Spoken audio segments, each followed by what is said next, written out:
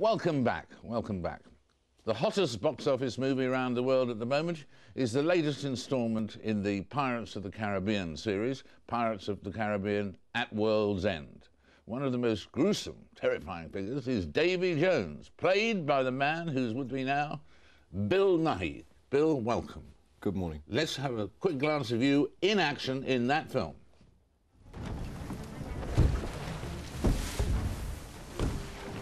Ha ha ha! Looky here, boys. A lost bird.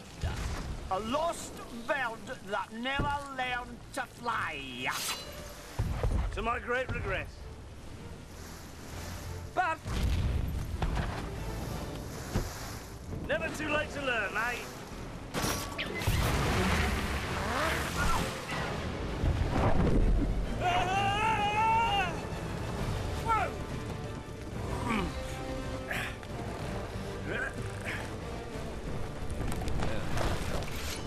the chest. Hand it over. I can set you free, mate. My freedom was forfeit long ago. And that was really you. That was really me, yeah. It's a bit of a stretch to imagine me looking at me now, but yes, that is me. It's a computer-generated image, informed by my performance. Yeah.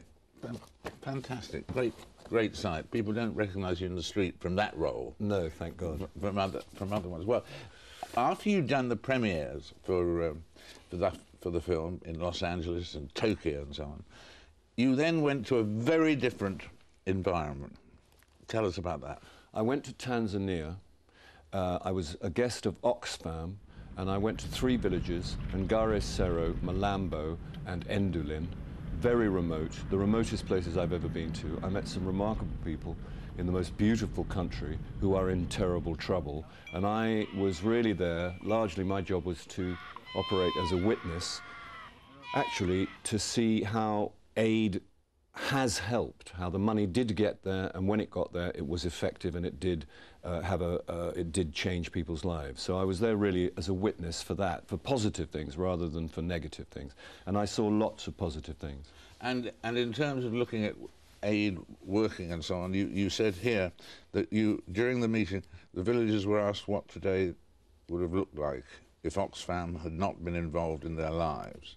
They all unanimously said they would be dead. Yeah, and they didn't say it in an hysterical way, but just as a matter of fact, as they see it. They live in the harshest environment, and they struggle every day for the things that we stopped worrying about years ago, and they die of things that we stopped dying of a century ago. And we have everything they need, but so far we've failed to deliver it.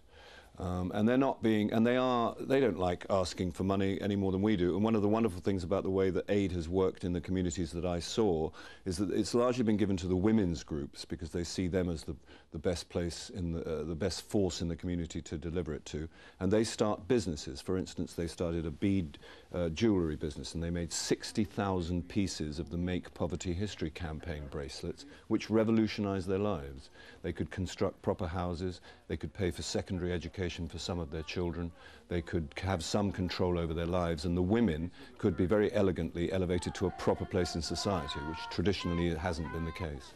And I mean, there was one area you went to, what, 5,000 square miles with only 2 hospitals? Yeah, it's hard to think about. 5,000 square miles, 2 hospitals, and they don't have a great deal. If you get sick in that area, what happens is your family have to carry you physically to the hospital, which could be over 150, 200 kilometers, whatever.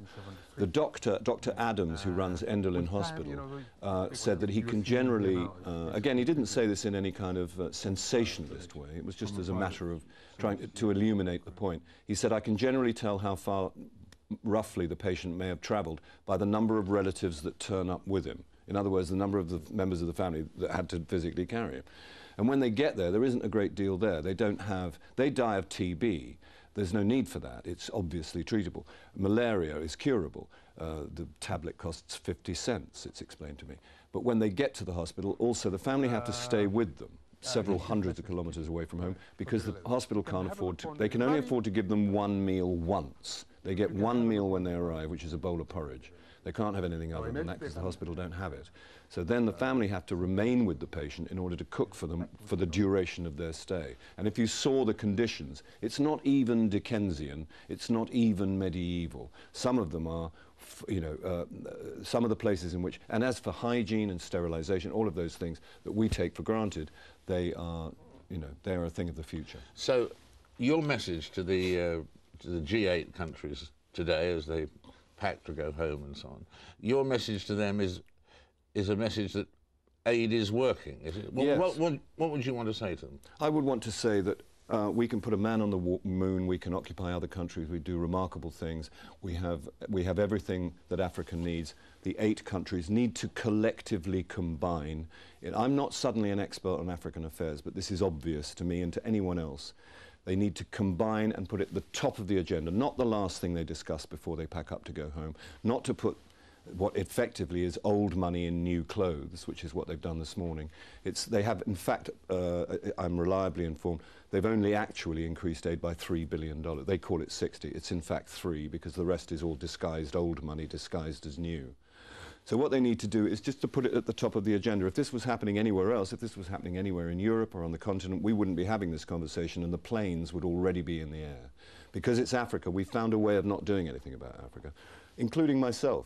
You know, I live my life you know, affluently in North London here, and I arranged not to think about Africa for most of my life. Yeah. I've now been alerted to some things due to the fact that I made a couple of films, one most notably about the G8 called The Girl in the Cafe, which has put me in the way of some information. So, and then it's difficult to walk away when you discover that a child does in fact die every 3 seconds. And 50,000 people will die in Africa from diseases which we no longer die of because they're treatable by the time we put our heads on the pillow tonight. That's a conservative figure. 30,000 of them will be children. It's an emergency. So, and it seems to get fudged and muddied by people, by experts in their own areas of economics and general political areas, discussing better ways of helping Africa through trade and debt relief. Obviously debt relief, obviously trade, obviously the Africans should have access to the market. All of these things. In the meantime, while we have this lengthy discussion, which seems to go on and on, people die. They die every day. So I wonder how long people want to give it, really. You know, because 50,000 a day, those are big numbers. Big numbers. Yeah. Bill, that's very, very persuasive and valuable. Thank you very much. It's a pleasure. Indeed. Bill Nighy, ladies and gentlemen. Join us in a minute. I'll be talking to Palestinian negotiator Hanan Ashrawi, 40 years on from the Six-Day War. That's after this incredibly short break.